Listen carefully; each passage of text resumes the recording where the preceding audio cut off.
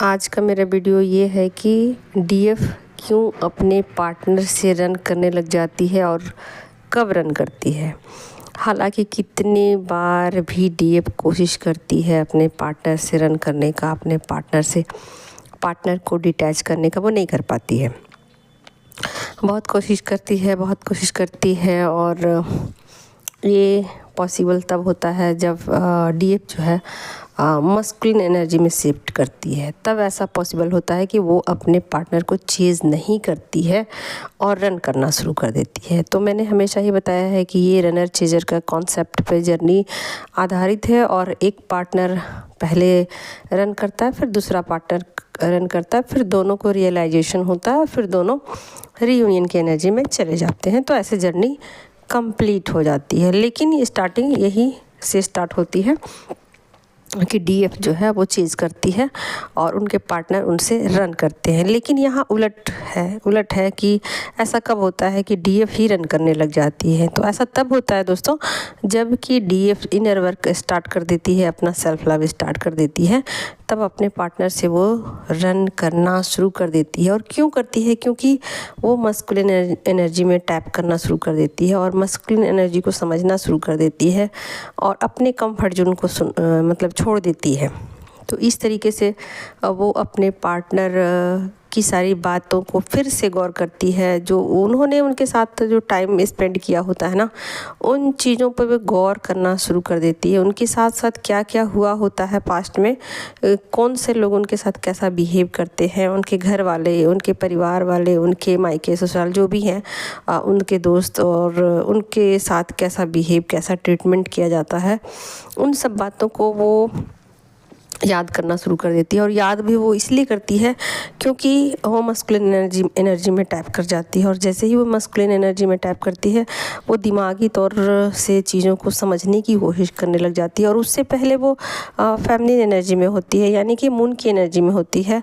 और जब मून की एनर्जी में वो होती है तो इल्यूज़न में होती है। और जैसे वो मून की एनर्जी में होती है तो चीज़ों पर उतना विचार नहीं करती, वो दिमाग से उन चीज़ों को सोचती नहीं है, बस करे जाती। क्यों करती है उनको नहीं पता होता। लेकिन जैसे ही वो मस्कुलिन एनर्जी में टैप करती है, अपना इनर वर्क करती है, उनकी एनर्जी शिफ्ट हो जाती है। और जैसे उनकी एनर्जी शिफ्ट होती है, वो चीज़ों को ना माइंड लगाना शुरू कर देती, दिमाग से चीज़ों को कैलकुलेट करना शुरू कर देती है।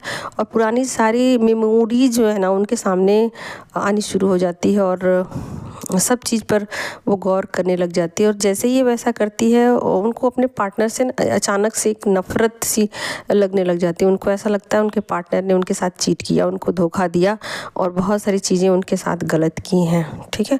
तो कुछ इस तरीके के, और उनका फ़ायदा उठाया है, तो इस तरीके की उनकी कुछ डीप थिंकिंग चलनी शुरू हो जाती है। और वो इतने समय से जो पार्टनर को डिटैच करने की कोशिश कर रही होती है, वो अचानक से कर देती है अपने पार्टनर को डिटैच, और फुल्ली डिटैच करती है। लेकिन ये डिटैचमेंट बहुत लंबे समय तक नहीं चलती है। ये डिटैचमेंट ना थोड़े समय के लिए चलती है, जब डीएफ को इनर वर्क करना होता है और अपना मेडिटेशन कंप्लीट करना होता है, डिवाइन के साथ सोल मर्जिंग हो रही होती है, तब ऐसा होता है। और ऐसा मतलब थोड़े समय के लिए होता है। और जैसे ही ये चीज़ें समाप्त हो जाती, सोल मर्जिंग हो जाती है, डीएफ को फिर से एहसास होता है, उनको फिर से लगने लग जाता है, उनके पार्टनर की उनको याद आने लग जाती है। और फिर ये चीज़ें ना धीरे धीरे वो सोचना शुरू कर देती हैं कि इसमें पार्टनर की गलती नहीं थी, मेरी भी कुछ गलती थी, या फिर ये समय की डिमांड थी, या फिर चीज़ें अचानक से हो गई। मतलब इन चीज़ों पर एक समझदारी वाली वो मुहर लगानी शुरू कर देती है। धीरे धीरे चीज़ों को वो जो गुस्से वाली एनर्जी होती है ना, जो एनर्जी में वो माइंड बहुत ज़्यादा लगाती है, उसी को फिर से दूसरे तरीके से, दूसरे वे में सोचना शुरू कर देती है। यानी कि पहले बहुत ज़्यादा लॉजिकल वो होती हैं तो अपने पार्टनर को डिटैच कर देती है, लेकिन फिर ज़्यादा वो लॉजिकल ना हो करके फिर बीच वाली एनर्जी में चली जाती है। ना तो वो फेमिनिन एनर्जी में होती है, ना वो मस्कुलिन एनर्जी में होती है। तो फिर जब वो बीच वाली एनर्जी में पहुंच जाती है, यानी कि एनर्जी जब उनकी बैलेंस हो रही होती है ना, तो अपने पार्टनर को फिर धीरे धीरे वो माफ़ करना शुरू करती है। और जैसे जैसे धीरे धीरे माफ़ करती जाती है, फिर से उनको अपने पार्टनर की याद आने लग जाती है।